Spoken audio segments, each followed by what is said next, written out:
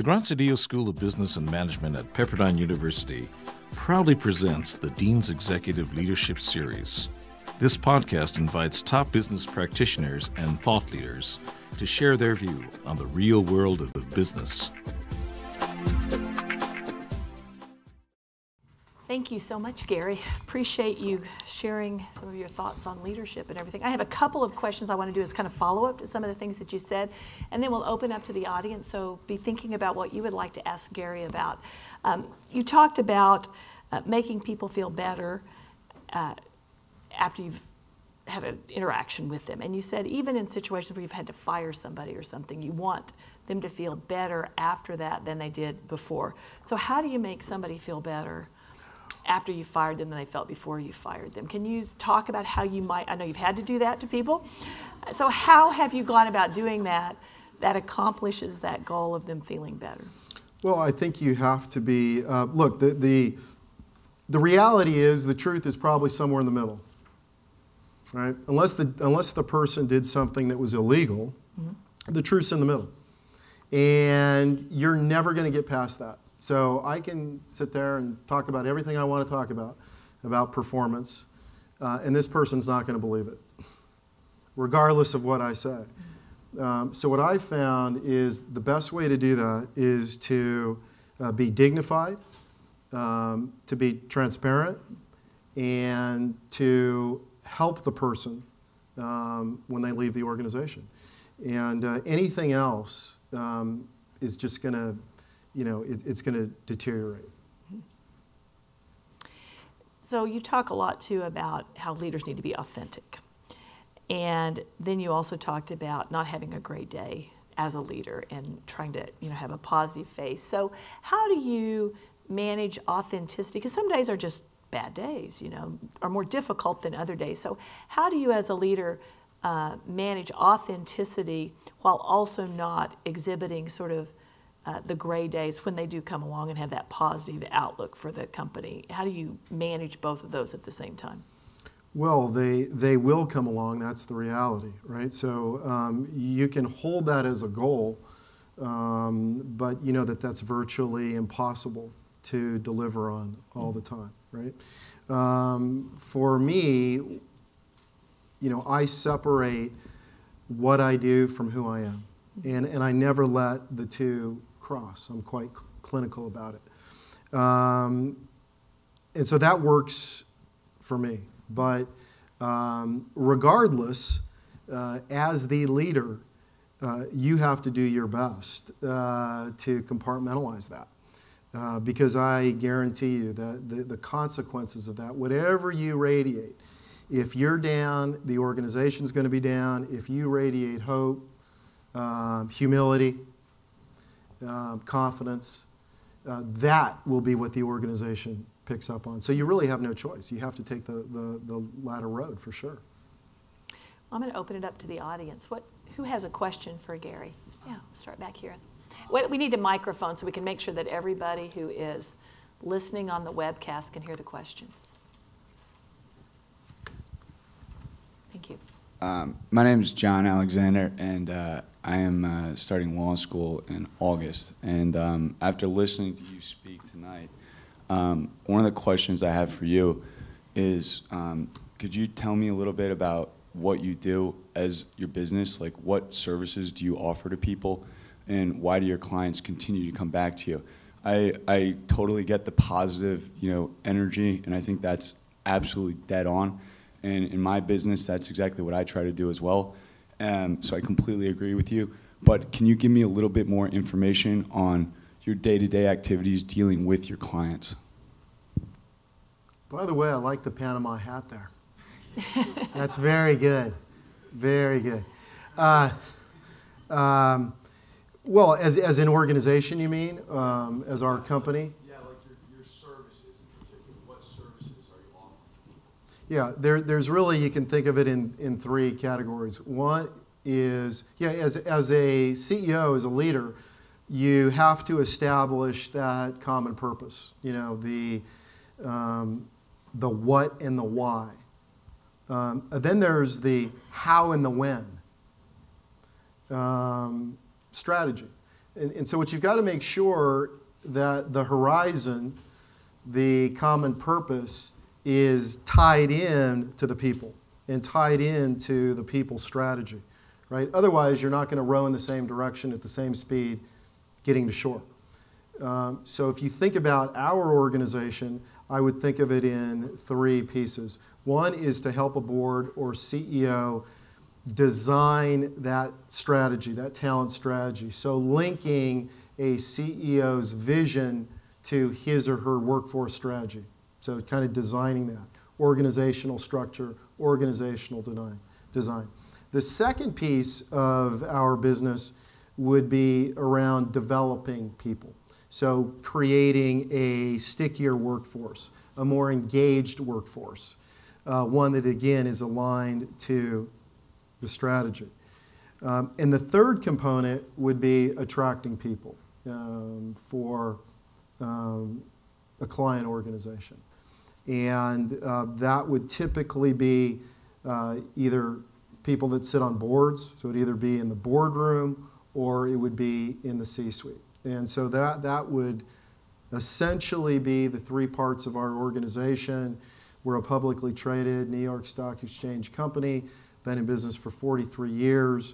And when you look at the company today, almost half of our revenue didn't exist 7 years ago. Andrew. Hi, thank you.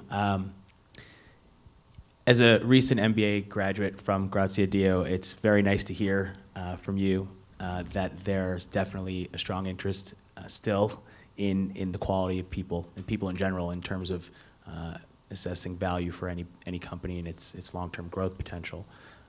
However, it seems like, or it feels like over the years, the last, call it 10 or 15 years in particular, companies have really strived to become leaner, whether it's by replacing individuals with new technologies or trying to maybe have individuals wear multiple hats.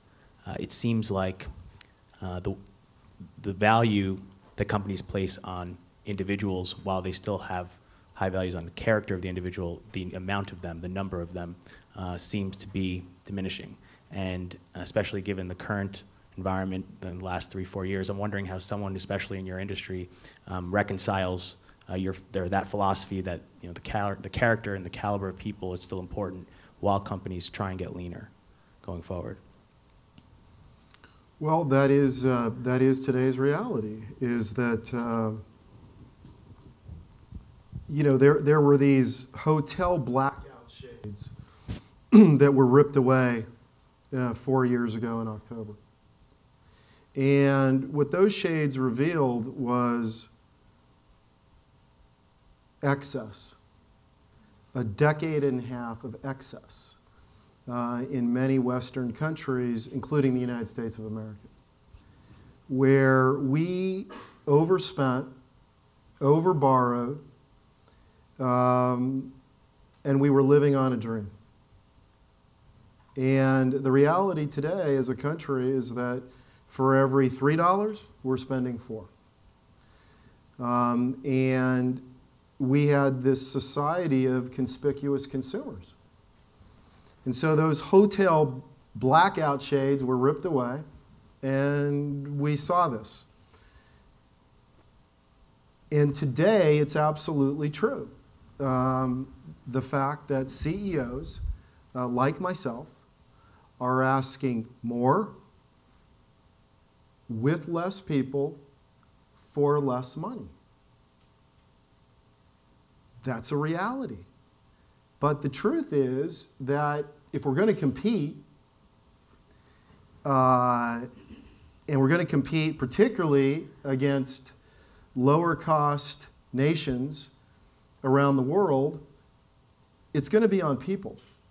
Whether that's an iWatch or whatever it is, it's going to be on people. And to compete, I believe, in this decade, is that you are going to have an organization that possesses tremendous cultural dexterity and that's highly learning agile. And as a CEO today, there's really only 3 levers of growth. You can either innovate, you can consolidate, or you look to these fascinating places around the world where 2 countries alone represent 46% of the world's population. So it's not lost on CEOs for sure what people do for their business. But the reality is that those same CEOs need to compete. And they need to compete in a world that is very flat. And in a world where there are parts of the world where labor is, 20% of what it is in the UK or in the United States. And the other issue, quite simply, is because this tenure is not very long, right? It's 3.5 years. Well, in your heart, and if you ask any CEO and you say, what is your biggest asset? And when I ask that question, what answer do I get back? People. But then you look at either that individual's actions or what's happening in the organization. There's like a Grand Canyon, right? And the reason why there's a Grand Canyon is not because he or she doesn't believe in it with all of their heart, soul, energy, and mind. It's the fact that, oh boy, this is great, and I know I've got to create this energy and this engagement, but man, I got to make next quarter's numbers. Or guess what? I'm gone. I'm going to be tapped on the shoulder, right? So, but it's definitely not lost on most CEOs. It's a question of, how do you compete and how do you deal in this world of instant gratification? Sure. I agree with you, especially the point you made about. The point you made about the way CEOs are evaluated and sort of the difference between people are the most important aspect of the organization, and then some of the actions have to be taken from a leadership perspective.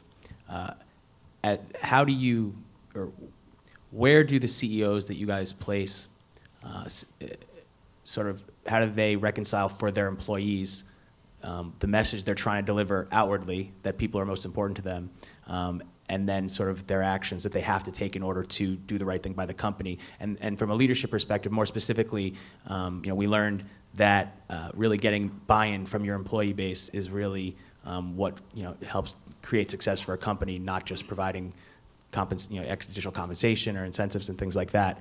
And I'm trying to understand sort of how you can be inspirational to a team, to your employees, where your actions that you have to take as a CEO seem to be counter to that philosophy that you really are about the people. It's more, I think, of just a philosophical question or a strategic question, but.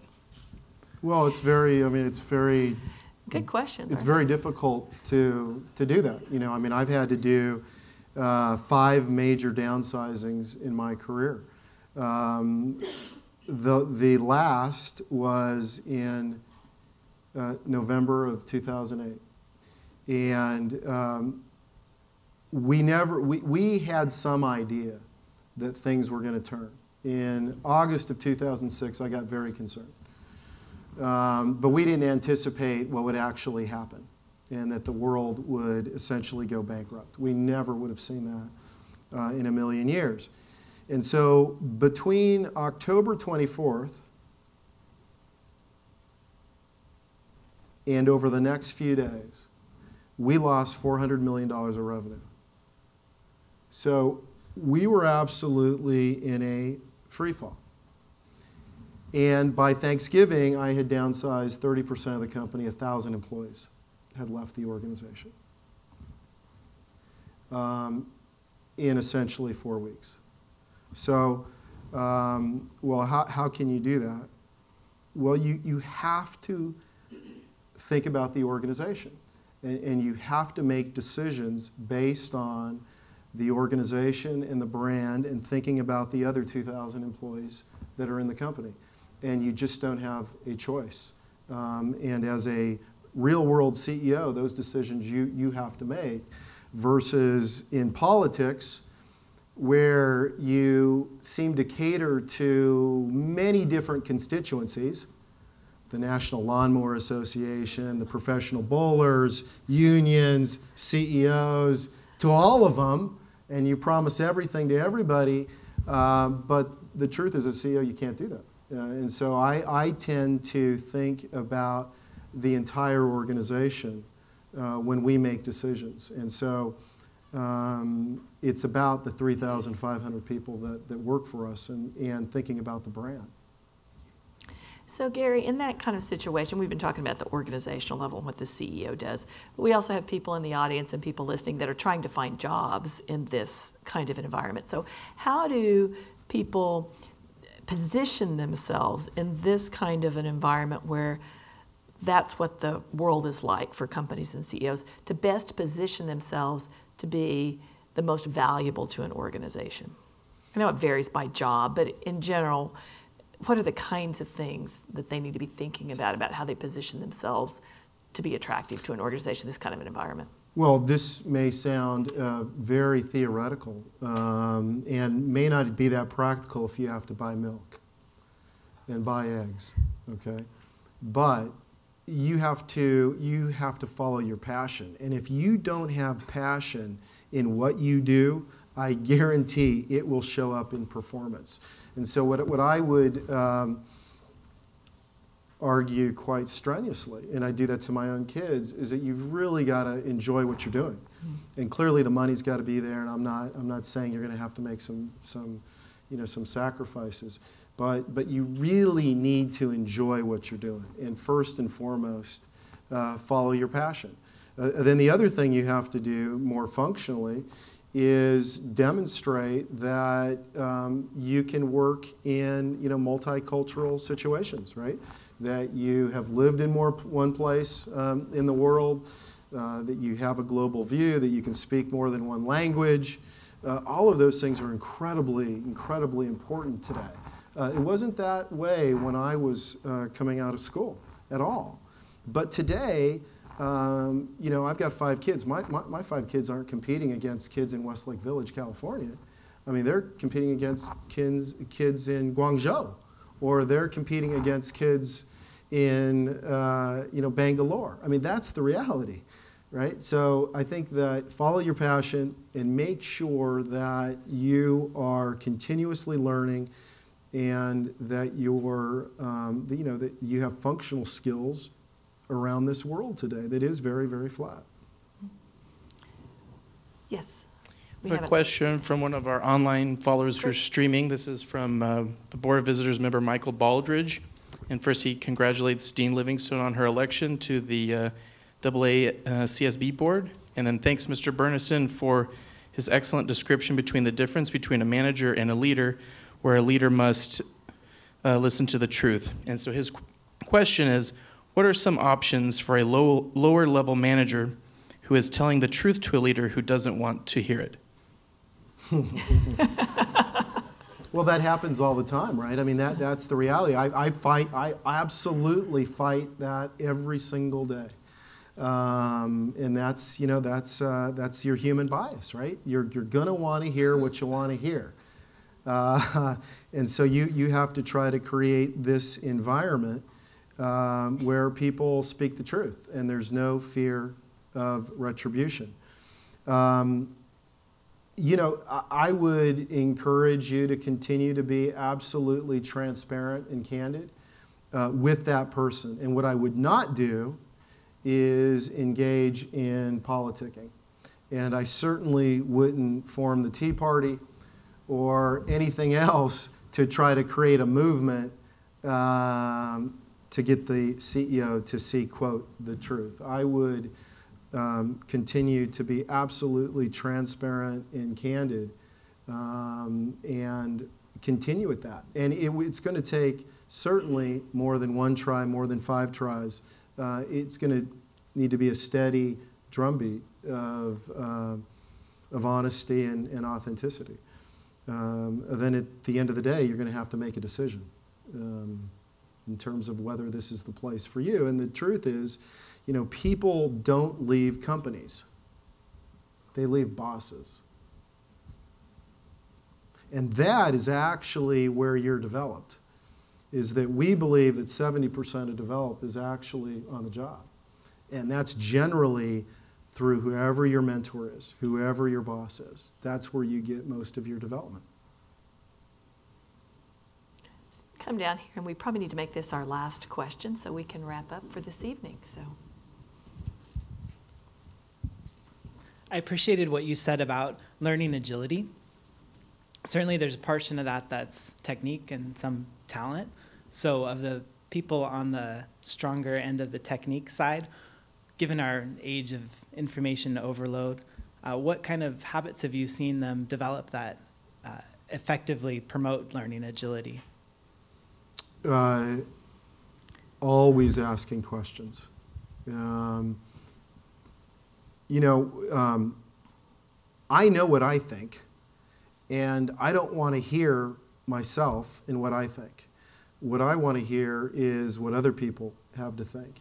And you learn actually through others. And so the best way, the best techniques are to observe, to ask questions. Then beyond that, to have this incredible appetite to read anything from poetry to tabloids. I mean, to be in the world, whatever that may be, whatever interests you have. But at least in a professional setting, it's around asking questions, for sure. So Gary, as we wrap up this evening, as you sort of look ahead to the future in your role as a leader at Korn Ferry, what are you most excited about? What do you look forward to most as you get up and go to work that you are anticipating in your leadership role? Well, I think for us as an organization, we change people's lives. And, that's our mission, to change people's lives and to change the destination of our clients. And so to continue to take this great brand, this great firm that's in 40 countries around the world, and make the brand more elastic and anchor the business in knowledge and intellectual property around what really makes businesses successful, and that's people. Well, Gary, we appreciate you being here for our Dean's Executive Leadership Series and for the Meet the Leader Series for Beta Gamma Sigma, and especially on this 100th anniversary of Beta Gamma Sigma. It's been a real pleasure to have you with us, and I know all of our audience here and around the world have enjoyed hearing from you this evening. So thank you very much. Thank you.